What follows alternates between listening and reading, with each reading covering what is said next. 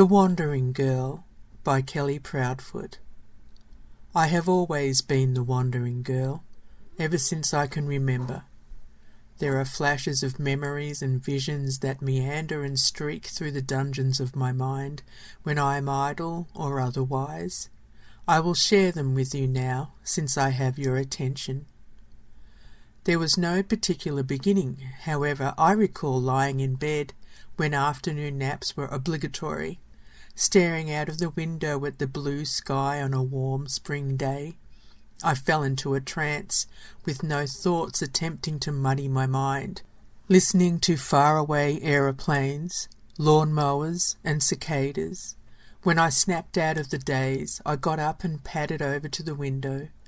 Having to climb up on a chair, I looked out and saw the tops of the buildings, dirty and grey, momentarily entranced by the chimneys and air vents. I've always been just as fascinated with the concrete and metal of the city as I am with the flora and geology of the country. Stark beauty can be found anywhere, even in the bottom of a teapot. My parents were somewhere close by, but not close enough to stop me from slipping out of the front door and roaming down the street. I was around 5 years old at the time, and it hadn't occurred to me that I might be in danger. I hadn't yet learned the concept, and somehow it was as though I was immune to it, for that very reason. I remember walking past shop fronts and terrace houses, absent-mindedly talking to myself and pointing to various points of interest. A white cat sunning itself on a wicker chair, delivery men wheeling trolleys, and sprinklers lazily fanning over clipped green grass filled my senses with wonder. I went into the milk bar and walked up to the man behind the counter. He was a plump, bald man with ruddy cheeks and a quirky smile. He knew who I was and didn't ask why I was there on my own. It was then that I understood that it was perfectly normal and fine to be out and about without an escort. It solidified in my mind like the sun setting on the horizon. All was well. He tousled my hair and gave me a chocolate bar with an enormous sense of adventure building inside me. Even at such a young age, the idea of having the freedom to explore the world tickled my fancy. It was the beginning of a secret life, made possible by parents who were more interested in entertaining guests, which suited me just fine. There were so many things to do, people to meet, animals to pet, food to sample, and stories to hear, just waiting for me to discover them. Wandering up and down the city streets, exploring parks and shopping malls, I would get a tingle up my spine every time I snuck out of the house. Once I met a regal lady with carefully groomed Afghan dogs. I picked some flowers from her garden and knocked on her door. She opened it and smiled, taking her own flowers as though they were an unexpected gift. She brought me into her home, and we sat in a conservatory filled with exotic plants. She brought lemonade and apple tea cake on a silver tray with silver-rimmed glasses and a matching jug. She told me about her dead husband and how she missed him since he'd been killed in the war. She said that she was lonely as they'd never had children. All she had were her graceful dogs, whose fur was luxuriant to the touch. I loved listening to her stories and snuggling her dogs. As much as I adored the visit, I never went back. It was always about pushing on and discovering more, like collecting moments for storage in my insatiable warehouse of a mind. One time I came across a power station. I had wandered through the park, past the playground and shady trees, where adults slept and read open books over their faces. The gate was open, surprisingly. I felt that sneaky, secret feeling you get when you're doing something you're not supposed to. There was no one around, so I went in. There was a quiet buzzing deep in the pit of my stomach, which I find difficult to articulate. If pressed, I would say that it was akin to a warm bath, or the first mouthful of wine igniting the blood. I walked around in a trance, pondering things such as isolation and solitude. It felt like a completely inhuman realm where I was the only person alive. There was a peace to it. I felt the same thing when I wandered along the railroad track, or back alleys, mysteriously lit by the late afternoon sun, with scattered lazy shadows. I also felt it when I visited public bathrooms and deserted buildings. It was the tranquillity and stillness that riveted me, like a moment frozen in time, impenetrable. I went to stay at my aunt's in the country one year, at 10 years of age. She also left me to my own devices, which was the only way I knew how to live by that time, and I'd grown to like it. Her ginger cat would follow me everywhere, no matter where I went or what I was doing. One day she packed me a picnic lunch and I set out to explore. The cat and I travelled far, past the dam where I waded and played with the large toads on the edge, shaded by tall eucalypts. We inspected an old deserted farmhouse and frightened a possum. We stopped on a hill and ate our picnic. I plucked some small pieces of ham and cheese from my sandwich and shared them with the cat. I forget his name, but he was very friendly and loved his chin being rubbed. When we continued on, we came across the edge of the property. I stepped out onto the road and felt the familiar, delicious call, beckoning me to follow its lead. The cat wouldn't come. He meowed and raced back into the trees. As I walked off, a car came up and stopped. It was my uncle. I was scolded for leaving the property, and he took me back home. He and my aunt said something mean about city kids. I didn't want to be a city kid, but I wasn't exactly a country kid either. I never developed a taste for the suburbs, so it was difficult for me to fit in anywhere. I never wanted to fit in, as that meant stagnation, stopping and laying down roots, as my grandmother called it. Throughout my childhood and teenage years, I met many interesting people and explored many strange places. I ate sweet rice with an Italian girl whose only dream was to be a wife. I met an old Russian man with a hump on his back who told me that he'd never owned a television. I made friends for a short time with a 3-legged dog who wanted nothing more than to chase a stick thrown for him. I attended countless tea parties and games of cricket, swam in kidney-shaped pools, and met other wanderers who wanted to take me with them. I always preferred to travel alone. Once I saw a girl flash her breasts at me as she drove by with some rowdy boys calling out filthy words. Apart from the moments of solitude, I enjoyed the stories most of all. From simple to bizarre, it never made a difference, as I was more fascinated with the way the stories were relayed.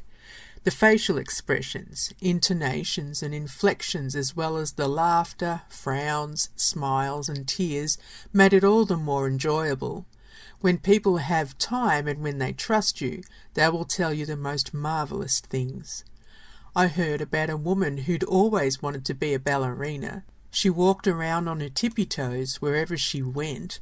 I saw an old lady, dressed like a witch, who shook chicken feet at passers-by. She didn't shake them at me. She invited me into her house and taught me how to make lemon verbena tea. She told me that people will steal your soul if you're not careful, just by knowing your name. That's why I changed my name for every person I met. Animals didn't care about my name, so I was safe with them. I saw an old butcher waving his knives at the moon on one of my sneaky nighttime adventures. At first I thought he was crazy, but couldn't resist asking him about what he was doing. He explained that he was asking Diana to sharpen his knives and bring about a lot of business, as his son wanted piano lessons. I saw a woman stuff pork chops down her pants in a supermarket. She bustled past me, wrapping her raggedy jacket around her thin body, shivering and staring with eyes wide at the checkout. I obtained a certain stillness of being when I explored cemeteries and old school grounds. I didn't possess goth girl sensibilities and was not trying to scare anyone. I had no concept of acting out, even as a teenager. What I liked about the schools, especially the abandoned ones, was the idea of a void left behind. There was nothing ghoulish or macabre about it. It was the idea of stillness and that I'd stumbled into a time warp. It was on one of these visits, at a school close to home, when I was 8 years of age, that I was approached by a man who seemed to be more like a rat in human form. His dirty, stringy black hair came down to his shoulders, and his frame was thin and gnarled before its time. There was a darkness about him. I was jumping down from an embankment in front of the library. I had taken my clogs off and placed them on the bottom step. I loved those clogs, as they had pink and red roses on them. He picked them up and told me that he would hold them for me until I finished playing. I noticed his unwashed shirt and cigarette packet in his pocket. I told him that I wasn't playing, that I was exploring. He tried to make friends with me, and even though I answered his questions politely, I kept my distance. He said that he would take me to watch football and that he would buy me ice cream and Coca-Cola. Even though I didn't know exactly what he could or would do to me, something told me that he was not to be trusted and that I was not safe. I asked for my clogs in a sweet voice. He handed them back as though under a spell. I tucked them under my arm and raced away. I didn't look back. I never told anyone. At 19, I inadvertently married a man without thinking. We'd known each other in school, although he was a popular boy whose friends teased him for talking to me. I was often ridiculed for being demented, as I never joined in games or made friends. I would on occasion talk with the fringe dwellers, but on the whole I remained a solitary figure on the periphery. When I was 18, the boy invited me to a party. My parents were excited and wanted to hand me over to someone who would take care of me. He told me that my father had said I was an odd fish. He was kind to me. He picked me up and took me to a house full of noise and inebriation. They tried to hand joints to me, which I declined. I met a girl there who was very interesting. She had long red hair to her waist, with feathers attached here and there. Her hands were tattooed, and she believed in spirits. She said that I didn't have an aura, but I didn't know what that meant. The boy seemed jealous and took me away from her. Later that night, he proposed and I accepted. I thought that it was expected. It was difficult keeping my meandering to myself. He always wanted to know where I was and where I was going to. I knew that I would have to be more careful about slipping away right under his nose. He didn't want me to work, so I stayed at home and cleaned the house. I couldn't cook, and he joked that I made mean, heat-and-eat meals. My mother would come around and take over the house. She tried to show me how to cook and clean. I had no interest in it. She pleaded with me to have babies. I didn't want them. I discovered a year later that I couldn't have children. One day I packed my little red suitcase and left the house. I never went back. My parents weren't worried, and neither was my husband. I left a note on my father's desk stating that I was going away to live my life. We talk now and then on the phone. They're happy that I'm happy. I saw my husband one more time years later to sign the divorce papers. He repeated the same statement my father had made. He told me that I was an odd fish. I travelled all over the country, finding odd jobs at local farms, picking fruit and vegetables. I followed the seasons and made just enough to live. Many people have brought me into their homes to feed me and tell me their stories.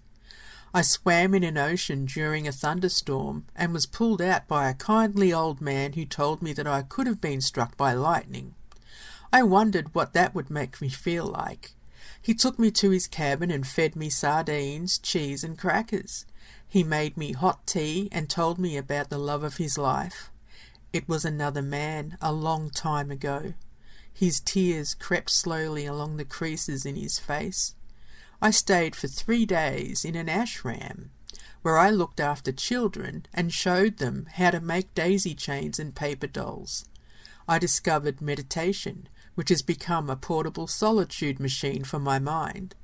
At first I enjoyed the memories that came flooding back, but then I was told that my mind had to be still. I fell in love with the nothingness and turn to it often when the crowds close in.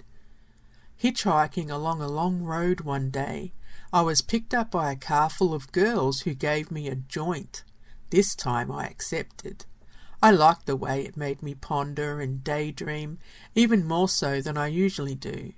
They kept telling me that I was strange and that I should stay with them, so that they could protect me. I slipped away when we stopped for gas. It wasn't because I didn't like them, I just needed to keep moving. Yes, it's the stories that enchant me the most, and the way they are told. I remember the old woman who laughed about the time her false teeth fell out when she'd visited her snob of a daughter. She smacked the table with her weathered hand, nearly knocking the coffee cup over. I liked the way the laughing slowly melted into sobbing. Her true self was finally allowed to come out. I was honoured by it and hugged her for a long time. A young boy once told me how he could talk to spiders and that they would listen to him. We met in a playground on a hot summer's day. He had a pet spider in a jar in his bedroom, but when he took me over to his mother to ask if I could come back and see it, she panicked and told me to stay away or she'd call the police. The boy screamed at her, telling her that he wanted to show me how his spider kept secrets. People often ask me if I've been let out for the weekend. I know that it means that they think I'm insane. I tell them I'm always out and about. Some of them slink away, some stay and talk. I will always be the wandering girl. I will always sleep in strange places, explore abandoned buildings, and wash in the rivers and lakes. I will always swim during thunderstorms in the ocean. I will always listen to stories and watch people tell them. Maybe you'll see me one day and tell me your story. I am tall with long white hair, and I have beautiful brown desert boots. If you give me some tea and something to nibble on, I promise that I'll stay just for a day or so. I'll share what I have collected, all kept neat and tidy in my small red suitcase, wrapped in butcher's paper and tied up with my beloved ribbons. If you're kind, I'll let you choose something. It could be a small bag of marbles, a photograph, a trinket, or a tin of fish hooks. It could be a book of poems, or drawings of broken windows and train tracks. I might even let you brush my hair and sing to me. Then I'll do the same for you. I'll show you how to make lemon verbena tea and how to talk with spiders. I'll dance on tippy toes and make you a daisy chain. I'll bring you flowers and wipe away your tears. If you show me your heart, I'll show you the world.